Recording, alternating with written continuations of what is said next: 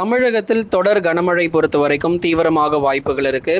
குறிப்பாக மேற்கு தொடர்ச்சி மலையொட்டிய மாவட்டங்களில் அவ்வப்போது சில சமயங்களில் தொடர்ந்து மழை வாய்ப்புகள் அதிகரிக்கிறது நம்ம பார்க்கிறோம். அதே மாதிரி கடந்த 24 மணி நேரத்திலும் வட தமிழக உள் மாவட்டத்தில் சில இடங்களிலும், அதே மாதிரி தென் மாவட்டத்தில் சில இடங்களிலும், மேற்கு தொடர்ச்சியிலும் ஒரு சில பகுதிகளில் ஆங்காங்கே பகுதியாக மட்டும் ஓரளவு மிதமான மழையானது பதிவாகியிருக்கு.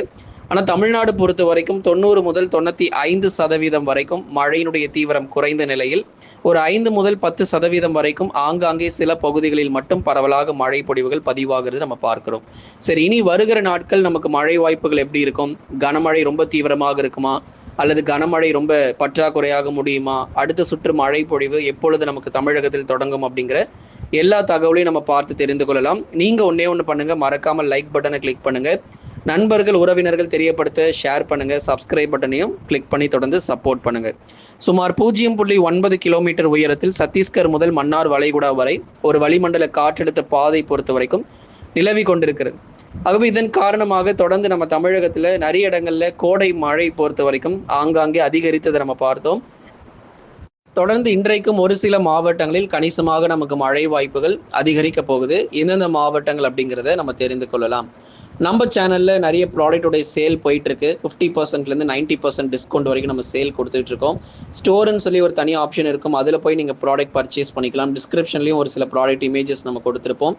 நீங்கள் ஏதாச்சும் ஒரு பொருளை கிளிக் பண்ணி உள்ளே போனீங்க அப்படின்னா உங்களுக்கு தேவையான பொருள் என்னவோ அதை நீங்கள் வாங்கிக்கலாம். ஸோ எல்லாருமே பார்த்தீங்கன்னா 50 முதல் 90% வரைக்கும் சிறந்த தள்ளுபடியில் கொடுக்கப்பட்டு வருகிறது. தென் மற்றும் மேற்கு தொடர்ச்சி மலையொட்டிய மாவட்டங்களில் ஒரு சில இடங்களில் மிதமான மழை பொறுத்தவரை எதிர்பார்க்கலாம். தென் மாவட்டத்தில், அதிலும் குறிப்பாக மதுரை முதல் கன்னியாகுமரி வரைக்கும் இருக்கக்கூடிய தென் மாவட்ட பகுதிகளில் பெரும்பாலான இடங்களில் பகல் நேர வெப்பநிலை இனி வருகிற நாட்களில் தீவிரமாக ஆரம்பிச்சிடும் தென் மாவட்டத்தில். ஆனாலும் தூத்துக்குடியினுடைய மேற்கு பகுதி மற்றும் திருநெல்வேலி மேற்கு பகுதி, விருதுநகருடைய மேற்கு பகுதிகளில் அவ்வப்போது சில சமயங்களில் லேசானது முதல் மிதமான மழையாக எதிர்பார்க்கலாம். உங்களுக்கு தெரியும் விருதுநகருடைய மேற்கு பகுதி என்னன்னு சொல்லி, ஸ்ரீவில்லிபுத்தூர், ராஜபாளையம் போன்ற இடங்கள் இரவு நேரத்தில் சில சமயங்களில் அவ்வப்போது மழை வருவதற்கான வாய்ப்புகள் இருக்கும் விருதுநகர் மேற்கு பகுதிகளில். அதே மாதிரி திருநெல்வேலி மாவட்டத்தினுடைய மேற்கு பகுதிகள் மற்றும் தூத்துக்குடி மாவட்டத்தினுடைய மேற்கு பகுதிகளிலும் சில சமயங்களில் லேசான மழை மற்றும் மிதமான மழை அவ்வப்போது இரவு நேரங்களில் எதிர்பார்க்கலாம். அதே மாதிரி மேற்கு தொடர்ச்சி மலையொட்டிய மாவட்டங்கள் நம்ம எடுத்துக்கிட்டோம் அப்படின்னா, நீலகிரி மாவட்டத்தினுடைய மேற்கு பகுதியில் ஒரு சில இடங்களில் பரவலாக லேசானது முதல் மிதமான மழை தொடர்ந்து கிடைக்கும். கோயம்புத்தூர் மாவட்டத்தினுடைய தெற்கு பகுதிகள், அதே போல வால்பாறை, சோலையாறு, சின்னக்கல்லாறு உள்ளிட்ட இடங்களிலும் நல்ல ஒரு மழை வாய்ப்புகள் கிடைக்கக்கூடும். தேனி மற்றும் தென்காசி போன்ற மாவட்டங்களிலும் அநேக இடங்களில் இரவு நேர மழை வாய்ப்பாக நம்ம எதிர்பார்க்கலாம். நிறைய பேர் மாலை நேரங்களில் எதிர்பார்க்குறீங்க. மாலை நேரங்கள் மழை வாய்ப்பு குறைவு. இரவு நேரங்களில் குறிப்பாக ஒன்று இரவு நேரத்தில் இருக்கும், அப்படின்னா நள்ளிரவில் கூட நமக்கு மேற்கு தொடர்ச்சியில் சில சமயங்களில் மழை பொழிவுகள் எதிர்பார்க்க முடியும். பெரியகுளம், அதே போல் அதன் சுற்றுவட்டார பகுதிகளிலும், கம்பம், போடி நாயகர் உள்ளிட்ட இடங்களிலும் அவ்வப்போது சில சமயங்களில் விட்டு மழை வாய்ப்புகள் தொடர்ந்து கிடைக்கும். தென்காசி மாவட்டங்களில் பொதுவாக வானம் ஓரளவு மேகமூட்டம், சில சமயங்களில் சாரல் மற்றும் மிதமான மழையாக எதிர்பார்க்கலாம். தென்மேற்கு பருவமழை நம்ம நோக்கி போயிட்டு இருக்கிறோம். அதனால கண்டிப்பாக அடுத்த மாதத்திலிருந்து நமக்கு இன்னும் மேற்கு தொடர்ச்சியில் பல பகுதிகளில் நமக்கு மழை வாய்ப்புகள்லாம் அதிகரிக்க ஆரம்பிச்சிடும். சரி, ஒரு பக்கம் மதுரை, திண்டுக்கல் போன்ற இடங்களில் மழை வாய்ப்புகள் குறைவாக இருக்குது. அதே மாதிரி சிவகங்கை, ராமநாதபுரத்தில் மழை குறைவாக இருக்குது. அடுத்த சுற்று மழை வாய்ப்புகள் எப்போ தீவிரமாகும் அப்படிங்கிற தேதிகள் உங்களுக்கு நம்ம விரைவில் அறிவிக்கிறோம். கவலைப்படாதீங்க. அடுத்த மழை வாய்ப்புகள் எப்பொழுது இருக்கும் அப்படிங்கிறதையும் நிச்சயம் பார்க்கலாம். தென் மற்றும் மேற்கு தொடர்ச்சியில் குறிப்பிட்ட ஒரு 3 அல்லது 4 மாவட்டங்களில் மட்டும் பகுதியாக லேசானது முதல் மிதமான மழையானது பதிவாகக்கூடும். அடுத்ததாக வட தமிழக கடலோர மற்றும் டெல்டா மாவட்டங்கள், சென்னை முதல் புதுக்கோட்டை வரை இருக்கக்கூடிய பகுதிகளில் பகல் நேரங்களில் வெயில் கண்டிப்பாக அதிகமாக தாங்க இருக்கும். நிறைய பேர் பகல் நேரங்களில் மழை வருமானு கேட்குறீங்க. வாய்ப்புகள் கிடையாது. பெரும்பாலும் சென்னையிலிருந்து புதுக்கோட்டை வரை நம்ம எடுத்துக்கிட்டோம்னா, சென்னை, திருவள்ளூர், காஞ்சிபுரம், செங்கல்பட்டு, விழுப்புரம், கடலூர், புதுச்சேரி, காரைக்கால், அதே மாதிரி மயிலாடுதுறை, நாகை, தஞ்சை, திருவாரூர், புதுக்கோட்டை போன்ற மாவட்டங்கள், இங்கெல்லாம் கடலோர மற்றும் கடல் ஒட்டி இருக்கக்கூடிய பகுதிகள் வேணா சில சமயங்களில் ஒரு லேசான மழை, மிதமான மழை அவ்வப்போது வரும். கடலோரத்தில் மட்டும் சில சமயங்களில் மழை வருவதற்கான வாய்ப்பு இருக்கும். மற்றபடி வேற எங்கேயும் நமக்கு மழை கிடையாது. பெரும்பாலும் பகல் நேரங்களில் வெயிலின் தாக்கம் தொடர்ந்து அதிகரித்து காணப்படும். இன்னும் சொல்லப்போனால் சில மாவட்டங்கள் வறண்ட வானிலை காணப்படும். மேகக்கூட்டங்களை கூட சில மாவட்டங்களில் பார்க்க முடியாது. கள்ளக்குறிச்சி, அதே மாதிரி திருவண்ணாமலை போன்ற மாவட்டங்களில் சில சமயங்களில் மேகக்கூட்டங்களை கூட பகல் நேரத்தில் பார்க்க முடியாது.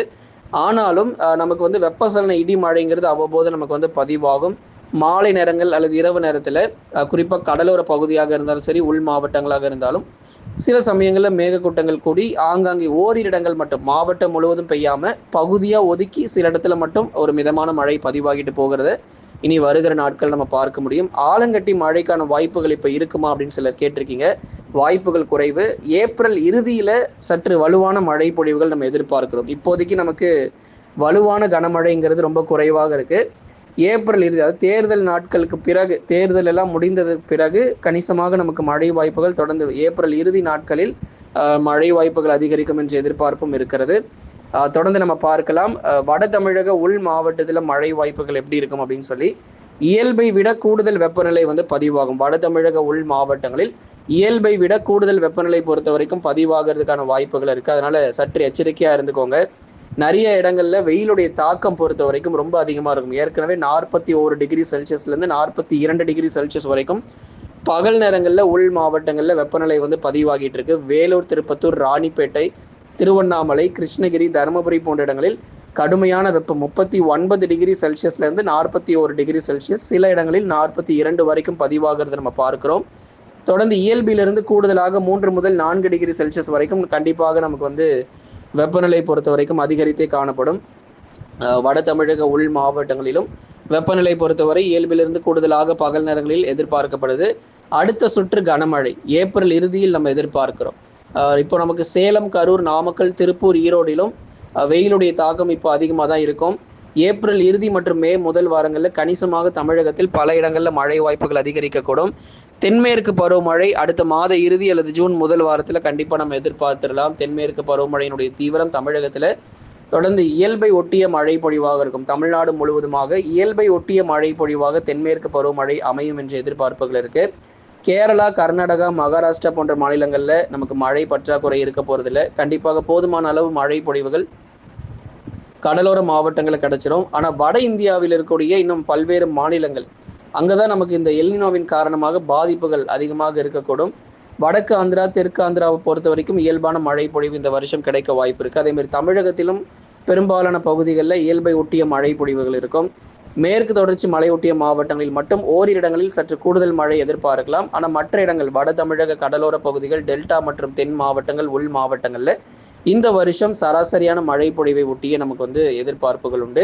அவ்வப்போது வெயிலுடைய தாக்கம் பொறுத்த வரைக்கும் தமிழகத்தில் அதிகரித்தாலும் மாலை அல்லது இரவு நேரங்களில் கோடை மழைக்கான வாய்ப்புகள் ஏப்ரல் இறுதி, மே முதல் வாரங்களிலும் மேலும் தீவிரமடைகிறதுக்கான வாய்ப்புகளும் நிச்சயம் அதிகம் எதிர்பார்க்கலாம். அதனால எல்னினோவின் ஆண்டாக இது இருக்கு, அதனால மழை நமக்கு வராதோ, மழை பற்றாக்குறையாக முடிஞ்சிருமோ அப்படின்னு கவலைப்பட தேவையில்லை. நமக்கு போதுமான அளவு மழை பொழிவு கண்டிப்பாக கிடைக்கும் நண்பர்களே. ஆகவே நீங்கள் ஒவ்வொரு நாளும் வானிலை அறிக்கையை கேட்டு நீங்கள் பயன்பெறுங்க. நண்பர்கள், உறவினர்கள் தெரியப்படுத்த நீங்கள் ஷேர் பண்ணுங்கள், சப்ஸ்கிரைப் பண்ணி சப்போர்ட் பண்ணுங்கள்.